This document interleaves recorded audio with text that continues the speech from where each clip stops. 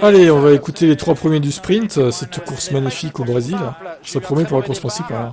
J'ai perdu Perez. une place sur George, une autre sur Lewis dans le virage 4. Et à partir de ce moment-là, je me suis battu tout en essayant de tenir mes pneus et j'ai payé le prix quand même à la fin sur les pneus. Globalement, ça a été une belle journée. Ce sont des bons points de prix. Attends, Schlieffen, tu vas pas me dire que tu as... Attendez, pause. Tu vas pas me dire, Schlieffen, que tu as aimé le sprint. Demain, ça va être chaud. T'as trouvé la course bonne, là, franchement? Attends, c'est pas possible. Beaucoup d'interactions entre Vous pouvez pas dire ça, les gars, quand même. ingénieur sur la dégradation des pneus. Je vous comprends pas, avec la franchement. voiture. Le problème que j'ai eu, Ouais, tu me rassures. je Hein. ne pouvais pas gérer. Il a fallu que j'attaque. On sait qu'ici, c'est un circuit très sensible au niveau des pneus. Dès qu'on attaque un peu trop, ça devient compliqué. Et au final, ça m'a coûté. Vous inscrivez 6 points. Lewis en prend 4. C'est important, bien sûr. C'est plus important de garder ce rythme dans lequel on est pour l'instant. C'est une très bonne journée globalement.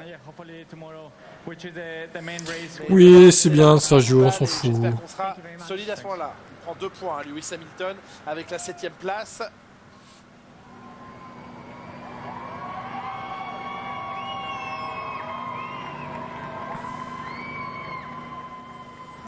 Lando, alors toi, hein? Quelle belle défense, Lando Norris, au départ. Ça reste une 2e place. Que s'est-il passé au départ? Le temps de réaction a semblé bon, mais ensuite Max a eu l'air d'avoir plus de puissance. Non, il n'avait pas plus de puissance, mais je crois que j'ai plus de puissance que lui. Bah alors, pourquoi tu défends pas? C'est passé au départ. Comme vous dites, mon impulsion a été bonne, mais sur la 2e phase de ce départ, j'ai été un petit peu trop conservateur. C'est une chose qu'il faudra que j'améliore pour demain, mais néanmoins, j'ai pu avoir une belle bataille avec George Russell. J'ai essayé de suivre le rythme de Max, mais j'en avais pas assez. Vous dites que le rythme était bon. Vendu, ouais, c'est le terme. Max semblait gérer en première partie de course, et puis après il a créé l'écart. Dommage que c'est pas toi qui pose la question.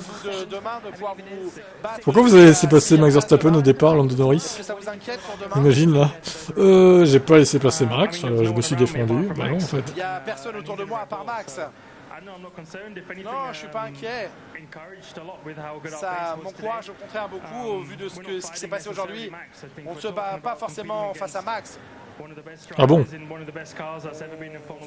Se bat face à des très bonnes voitures, à des très bons pilotes. On sait qu'il est difficile de se battre face au Red Bull. C'est même. Mais c'est pour ça que tu les laisses passer, en fait, tu te bats pas contre eux, quoi. Non mais, la mentalité, oh là là. Demain, je réessayerai. J'espère que j'aurai un peu plus de dépassement demain. Demain sera un autre jour. Oui, en plus, il part pas premier demain, donc qu'il soit plus agressif ou pas, il part 7ème demain, on rappelle. Hein. Pour remonter dans ce Grand Prix. Ouais, Voilà pour la réaction. C'est une blague, ce pilote, hein. C'est une blague. 3e et second, voici le vainqueur. Comment s'est passée cette journée pour vous? Il était important d'essayer de prendre la tête au départ. TS qui dit qu'il a envie de se tuer, quelle ironie. L'impulsion initiale n'était pas incroyable, mais la 2e partie du départ était bonne. Je me suis retrouvé à côté de... Faut pas se suicider pour Mercedes. Il y a beaucoup de... Il n'en valent pas la peine. De surchauffe des pneus. Et 24 tours sur un seul train de pneus, c'est très long. Donc il a fallu être assez constant dans les temps autour. Et on a bien géré la course. Avez-vous été surpris Bah, j'avoue que j'apprécie plutôt bien Norris. Mais depuis cette saison, en fait, je me rends compte que ce pilote, déjà, il ne progresse pas. Je trouve. Il est bon, mais il stagne un peu, tu vois. Il manque d'agressivité. Et c'est un soumis à Max, en fait. C'est ça la réalité. Il est trop proche de lui, quoi. Du coup, il a aucune agressivité envers lui, quoi. Pour moi, Norris, ça gagnera jamais rien, en fait. Peut-être des courses de temps en temps, mais c'est tout. Et encore, c'est pas dit, parce que vu la difficulté qu'il a à défendre, quand il faut défendre, franchement, je me demande quand il sera en lutte vraiment pour gagner une course, qu'est-ce que ça va donner, en fait. Bon, on verra bien. Hein. Et Pierrot. Ça n'a pas suffi aujourd'hui pour marquer des points. Vous avez même, on a l'impression, souffert en vitesse de pointe dans les batailles, alors qu'on pensait que vous aviez justement le réglage d'aileron pour doubler. Oui, non, va falloir voir ce qu'on aurait pu faire de mieux. On a eu le moteur qui chauffait beaucoup, donc il va falloir que je vois avec les ingés si ça nous a coûté un peu de perf au moteur. J'ai dû changer pas mal de réglages au volant. Non, je pense qu'au final, je fais un bon départ, j'arrive à gagner 2 places. Après, j'essaye de m'accrocher avec Piastri et la McLaren qui est devant nous. On savait qu'ils étaient rapides. Et puis derrière, on a les Aston qui remontent et qui se qualifient 3 et 4 hier. Donc on savait qu'elles allaient être rapides. Et voilà, j'ai essayé de tout donner. On s'est bagarré avec Fernando pendant quelques tours. Mais au final, il nous en manque trop pour pouvoir les garder derrière. Après, il y a eu pas mal de choses d'appris. Et demain, je pense qu'il va falloir voir en termes de stratégie ce qu'on peut faire. Parce que quand on est dans le trafic comme ça, c'est vrai que c'est très compliqué. C'est très atypique ici, on peut se doubler au virage 1 et puis on se refait doubler parce que l'autre prend le DRS. Racontez-nous comment vous gériez ces moments d'attaque-défense entre le virage 1 et le 4. C'est des risques à prendre, ça dépend exactement de la position dans laquelle on arrive au virage 1. Si on est à l'inter, à l'extérieur, si l'autre a une demi-voiture d'avance ou de derrière. Donc après, on essaye de juger c'est cas par cas, toutes les situations sont différentes. Mais non, c'est vrai que c'est un circuit qui offre pas mal d'opportunités, mais je pense que là aujourd'hui on a souffert, on sait qu'on est déchargé.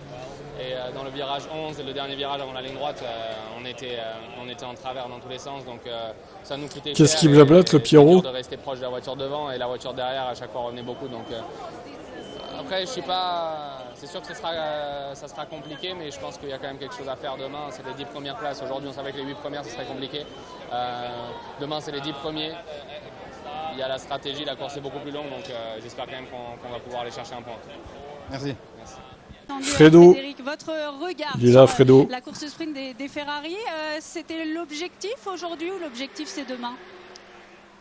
L'objectif principal, c'est demain. Je pense qu'on est dans une meilleure condition demain, partant de la première ligne.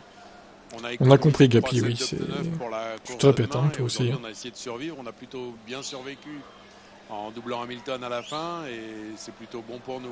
On est un peu déçus parce qu'on a un peu surchauffé le moteur et qu'on a dû faire du lift and coast toute la course. Mais c'est comme ça, voilà, faut accepter ça. On a fait une petite erreur, on paye cash. Maintenant, je pense que sur la stratégie globale du week-end, on a quand même beaucoup plus misé sur demain et on a des gros points marqués demain. On a entendu beaucoup de pilotes se plaindre, notamment Charles, pas se plaindre, mais dire c'était chaud en fait pour le moteur, c'était chaud pour la voiture. C'est des choses que vous aviez anticipées, tout ça, ou vraiment la météo ici La température était un peu plus élevée que prévu, mais pas grand-chose. Mais c'est surtout que sur ce circuit, il y a de très, très petits écarts entre les voitures et du coup ça fait vite des groupes de voitures, des pelotons et on ne refroidit plus du tout. Qu'est-ce qui vient Binotto? J'en sais rien du tout. Je pense que c'était le cas pour Mercedes aussi Bonne question. Un petit peu et qu'on était un peu tous dans le même cas, mais bon, voilà, c'est comme ça, il faut qu'on corrige pour demain, ou alors qu'on ait un très bon départ et qu'on soit pas dans le peloton. Ce qui veut dire que Charles demain est plutôt en bonne position, ça risque d'être un peu plus dur pour manager Carlos Sainz pendant la course. Oui, mais Carlos a aussi 2 sets de médium 9, ouais, on a plein de pneus, on les revendra sinon. Vas-y, revends les Mercedes.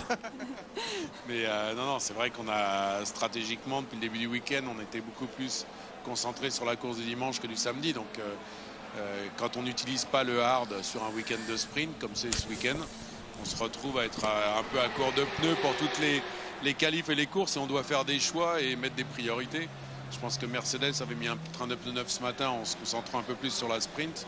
Allez, Mathia, reviens nous aider. Sur la course longue de demain. Bonne chance pour demain alors Fred. Merci. À demain du coup avec les pneus. Hein. Allez, et Princesse George, qu'est-ce qu'il a déclaré? Vous avez l'air surpris de l'écart avec le top 3. Pouvez-vous nous dire pourquoi vous n'aviez pas de rythme aujourd'hui? J'ai fait ce que j'ai pu, je pensais que je l'aurais, mais je n'ai pas pu, les pneus ont chuté très vite. La dégradation, je l'espérais meilleure que cela, et clairement non, ça ne l'a pas fait. C'est toujours une question de compréhension des pneus. Et c'est un petit peu surprenant de ne pas comprendre pourquoi ça n'a pas fonctionné aujourd'hui.